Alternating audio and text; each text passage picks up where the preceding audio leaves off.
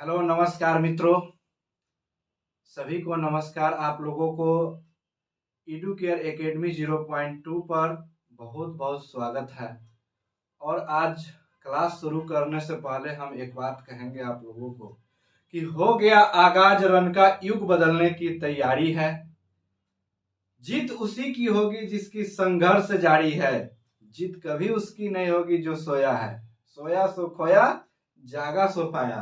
तो चलिए, आज हम लोग क्लास 10 में जो बहुपद चैप्टर होता है, लगभग 10 नंबर के क्वेश्चन एग्जाम में आता है, इससे फाइनल एग्जाम में।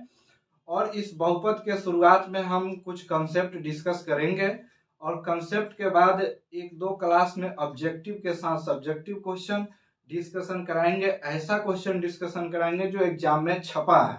तो चलिए शुरू करते हैं। बहुपद क्या होता है इसके साथ सबसे पहले हम ऊपर लिखे हुए हैं बहुपद यानी कि पॉलिनोमियल। तो बहुपद में यानी कहने का अर्थ है बहुपद। बहु मतलब अधिक, पद मतलब टर्म संख्या। तो बहुत सारे पदों को मिलाकर के एक समीकरण बनाया जाता है। उस समीकरण को ax के फॉर्म में लिख दिया जाता है। तो इन सारी चीजों को जब हम एक साथ अध्ययन करते हैं तो इसको बहुपद बोला जाता है। तो बहुपद मतलब बहुत सारी संख्याओं से मिली हुई पद। तो बहुपद में सबसे पहले हम लोग बेसिक जानकारी लेंगे कि बहुपद में एक चर मान होता है। तो चर मान कहते बच्चा डर जाता है कि चर मान क्या होता है, भूल जाते हैं, पढ़े होते हैं 6 महीना पहले, साल भर पहले, और एग्जाम आते आते उनको पता नहीं रहता है कि चर मान क्या होता है, अचर मान क्या होता है। इसलिए हम याद दिलाने आप लोगों को आ गए हैं। देखिए भाइयों मेरे, चर मान क्या होता है। चर मान ABCDXYZ, यानी ABCD और XYZ के फॉर्म में जो लिखा रहेगा उसको हम लोग क्या बोलेंगे, चर मान बोलेंगे। यानी कि ABCD से लेकर के Z तक के फॉर्म में जो भी चीज लिखा रहेगा वो चर मान होता है। अब बहुपद में एक अचर मान भी होता है। अचर मान क्या होता है? अचर मान वह मान होता है जो 1 2 3 4 5 6 dot dot dot dot dot infinitive के फॉर्म में होता है। तो चर और अचर के मिली रूप भगत मतलब सम्मिलित रूपों को हम बहुपद में पढ़ते हैं। चर और अचर के सम्मिलित रूपों को हम लोग बहुपद में पढ़ते हैं। इसी को तो अंग्रेजी में बहुपद बोलते हैं। बहुपद के लिए समीकरण कैसा होगा, इन सारी चीजों के एक इक्वेशन दिया जाता है जिसको देख करके छात्र समुदाय, बहुत बड़ी जनसंख्या है जो डर जाती है। यानी कि A0 x के पावर 0, A1 x के पावर 1, A2 x के पावर 2, AN x के पावर n। इसी समीकरण को देखते देखते आप लोग एकदम भौचक हो जाते हैं। तो भौचक नहीं होना है, यहाँ पे इसको समझना है। इसमें चर मान कौन है, अचर मान कौन है। तो A0 जब भी होगा ना, A0 यह अचर मान होता है। अचर होता है। ई वाला क्या होता है, चर होता है। तो अचर और चर के मिली भगत रूप को हम लोग क्या बोलते हैं, बहुपद बोलते हैं। तो चर और अचर पहचानने आ गया, तब इससे डरना नहीं है। A0 तो x के पावर 0, A1 तो x के पावर 1, A2 तो x के पावर 2, AN तो x के पावर n। तो इसी को हम बहुपद समीकरण बोलते हैं। चलिए, अब इस समीकरण के माध्यम से बहुपद होने के लिए क्या क्या जरूरी है। सबसे पहला बात जो जरूरी है उसको जानिए कि बहुपद होने के लिए जरूरी क्या है। बहुपद, कोई भी समीकरण बहुपद में तभी होगा जब उसके पावर यानी कि उसके सर के ऊपर में जो घात लगा हुआ होगा, पावर यानी जो घात होगा, वह घात क्या होना चाहिए, वह घात होल नंबर यानी कि पूर्ण संख्या होना चाहिए। पूर्ण संख्या, होल नंबर होना चाहिए। किसी भी समीकरण के पावर में जब भी पूर्ण संख्या आएगा, यानी कि पूर्ण संख्या की शुरुआत 0 से होता है, 0 1 2 3 4 5 6 डॉट डॉट इंफिनिटी। तो यानी कि किसी भी इक्वेशन के पावर में जब होल नंबर होगा यानी 0 1 2 3 4 5 6 7 होगा तो इसको हम लोग बहुपद में पढ़ेंगे। यहां से देखिए a0 है, एक पावर 0 है, x के पावर 0 है, होल नंबर में आ गया। a1 है, x के पावर 1 है, होल नंबर में आ गया। a2 है, इसका पावर x2 है, होल नंबर आ गया। अब यहाँ पे n लिखे यानी इन्फिनिटिव, n के जगह पे इन्फिनिटिव कोई भी नंबर हो सकता है, 2 3 4 5 कोई भी नंबर हो सकता है। तो चलिए यहाँ से एक बहुत अच्छा कंसेप्ट आप लोगों का क्लियर हो गया कि किसी भी इक्वेशन के पावर में अगर होल नंबर है तो हम उसको बहुपद में गिनेंगे, उसको पहचान लेंगे कि यह बहुपद है। अब इसके बाद पावर हमेशा चर मान का होगा। देखिए पावर हमेशा बहुपद में जब ही होगा, मान लीजिए कि आपके दिमाग में सवाल चलता होगा कि 5 का स्क्वायर, 6 का स्क्वायर, 7 का स्क्वायर बहुपद है कि नहीं है। तो इन सब सारी चीजों को बाद में चर्चा करेंगे। सबसे पहले पावर किसका होगा इस बात का चर्चा कीजिए कि पावर हमेशा चर मान का होना चाहिए। चर मान क्या होगा, x के पावर 0, x के पावर 1, x के पावर 2, x के पावर 3, यानी कि पावर हमेशा चर का होना चाहिए। चर यानी x y z a b c इन्हीं का पावर होना चाहिए। 1 2 3 किसी भी पावर में काउंट कर लेंगे। चलिए अब उसके बाद देखेंगे कि किसी भी संख्या का पावर घात 0 है तो इसका मान हमेशा 1 होगा। अब यह बात समझना होगा कि किसी भी संख्या, जैसे कि मान लीजिए यहाँ पे लिखा हुआ है कि x के पावर 0, x के पावर 0 तो इसका मान क्या होगा 1 हो जाएगा।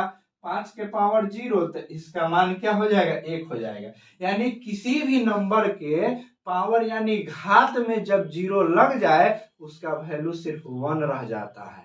ध्यान रखिएगा, आगे यह बहुत काम करेगा। यानी किसी भी नंबर के पावर में जब 0 हो जाए तो उसका वैल्यू 1 हो जाता है। यह सब सारी चीजें सिद्ध किया हुआ है पहले से मैथमेटिशियन के द्वारा। यहां से ई हो गया, ई हो गया और ई हो गया। चलिए इस कंसेप्ट के बाद अब रूट वर्ग वाले, रूट यानी कि रूट अंडर में जब संख्या रहता है तो उस प्रश्न को कैसे पहचाने कि यह वर्ग यहाँ पे नहीं होगा, यहाँ पे होगा कि यह बहुपद, यह बहुपद है या नहीं है, यह बहुपद है या नहीं है। जैसे कि मान लीजिए कि रूट 2 है, रूट अंडर 2 है तो यह बहुपद में है कि नहीं है, बस इस बात को पहचानना है हमको। अगर रूट 2 वहां पे लिखा हुआ है तो चलिए मान लिए कि रूट 2 लिखा हुआ है, वर्ग में है तो बहुपद नहीं है, लेकिन इसको हम बहुपद में लाएंगे कैसे, इस चीज को सीखना होगा। सबसे पहले यहाँ पे रूट 2 है, अगर यहाँ पे हम मल्टीप्लाई कर दे x के पावर 0 से, x के पावर 0 से कर दिए मल्टीप्लाई, ध्यान रखिएगा x के पावर 0 से मल्टीप्लाई कर दिए, क्योंकि ये इसका जवाब यहाँ पे मिलेगा कि x 0 रहेगा तो इसका वैल्यू 1 हो जाएगा, x 0 रहेगा तो इसका वैल्यू 1 हो जाएगा। और 1 से किसी भी संख्या में जब भी मल्टीप्लाई करेंगे तो उसका value same as it is उतना ही रहेगा। तो यहाँ पे बहुपद होने के लिए अचर मान का या चर मान का हम कंसेप्ट पढ़े हैं। तो चर मान में सबसे पहले अचर के तक गुणनखंड रूट 2 है, ये है। और चर मान x है जरा पावर में 0 है तो वो होल नंबर हो गया, तो दैट इज बहुपद, यह बहुपद में होगा। अब यहाँ पर कुछ ऐसे घात पावर होते हैं जो सीधा सीधा नहीं लिखा रहता है, वह छुपा हुआ रहता है, आपको मान के चलना पड़ेगा।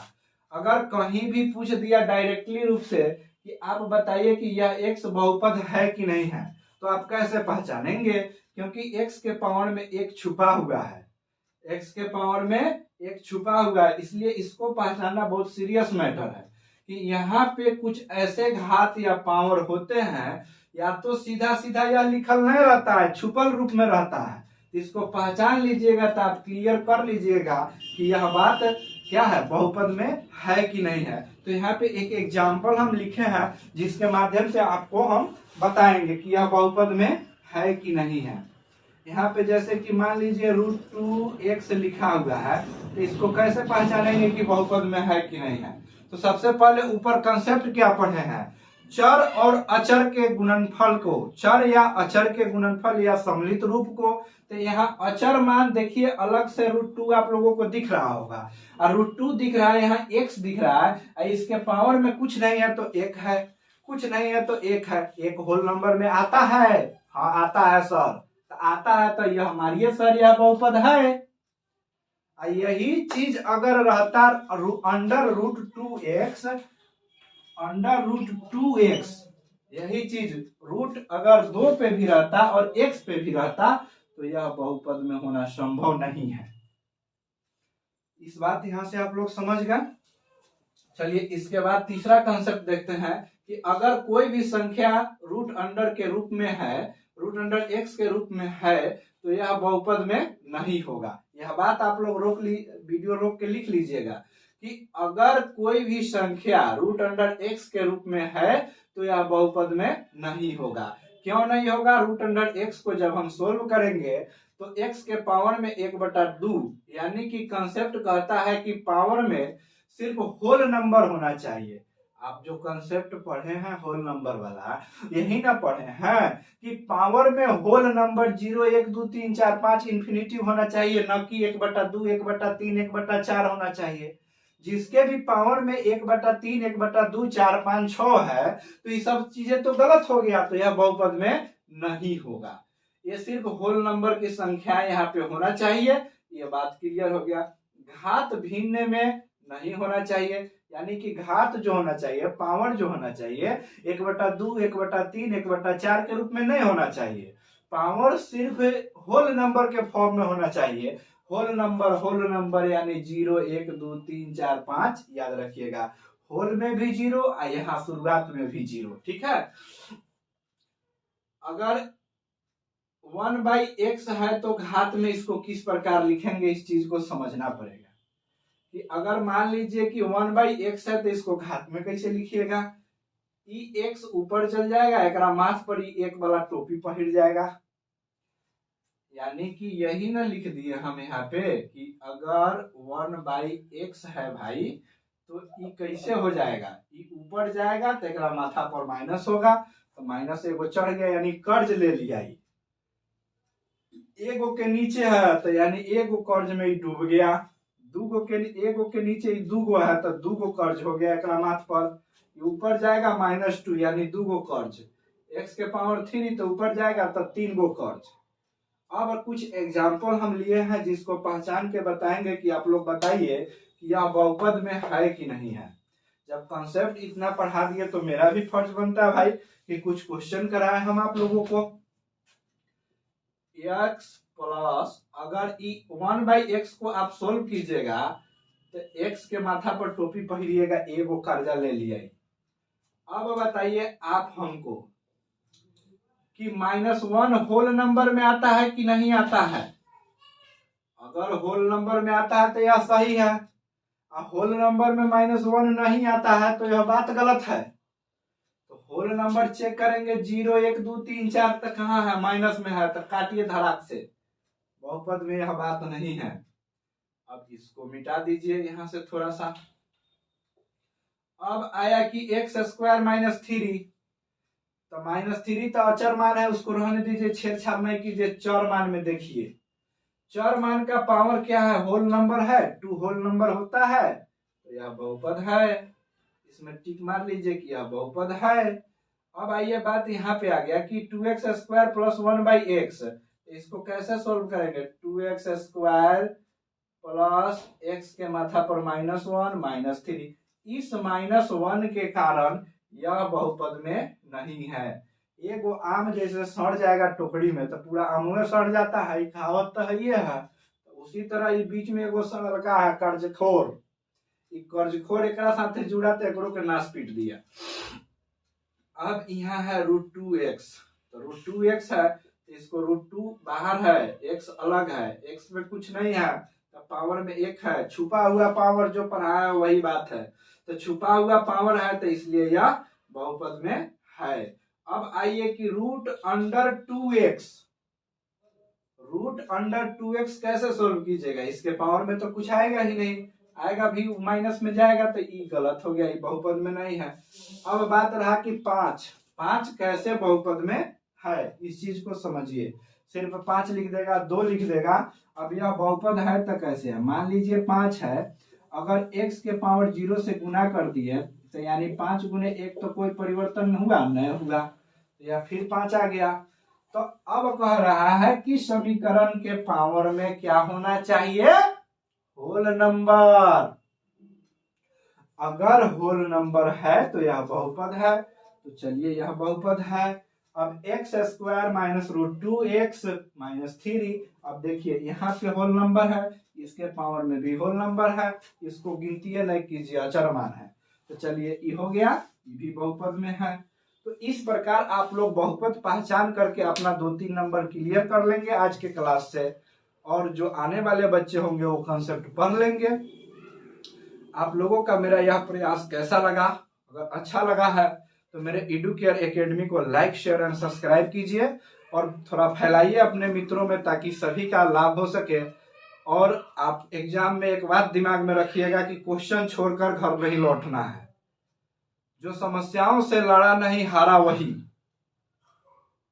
जो लड़ लिया वो कभी नहीं हार सकता है। अगर समस्या से आप लड़े नहीं तो ऑटोमेटिक हार गए आप, जीते कहाँ। इसलिए क्वेश्चन छोड़ के घर नहीं आना है।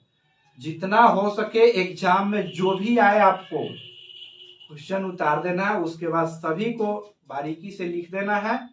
5 नंबर का होगा तो 3 नंबर मिल ही जाएगा, इसलिए चिंता नहीं करना है। और मेरा यह प्रयास आप लोगों को अच्छा लगा है तो लाइक शेयर सब्सक्राइब और मित्रों में थोड़ा फैला दीजिए। अब इस क्लास को हम करेंगे समाप्त। भारत माता की जय। जय हिंद, जय भारत।